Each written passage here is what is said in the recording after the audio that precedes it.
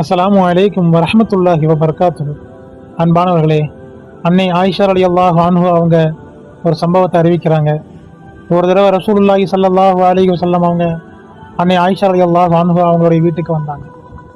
அப்போ தரையில் கிடந்த ஒரு ரொட்டி துண்டை பார்த்தாங்க. உடனே அதை எடுத்து துடைச்சிட்டு நபி ஸல்லல்லாஹு அலைஹி வஸல்லம் அவங்க சாப்பிட்டாங்க. பிறகு ஆயிஷா ரலியல்லாஹு அன்ஹு அவங்கள பார்த்து, ஆயிஷாவே, கண்ணியமானதை கண்ணியப்படுத்து.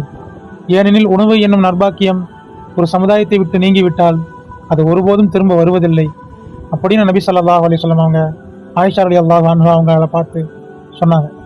அப்போ கண்ணியமானவர்களே, உணவுங்கிறது எவ்வளோ பெரிய பாக்கியம். சிந்திச்சு பாருங்க. இன்னைக்கு காசாவுடைய மக்கள் உணவுக்காக எவ்வளோ சிரமப்படுறாங்க, எவ்வளோ கஷ்டப்படுறாங்க.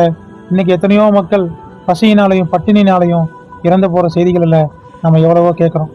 ஆனால் அல்லாஹ் நமக்கு சுவையான பல வகையான உணவுகளை தந்திருக்கான்.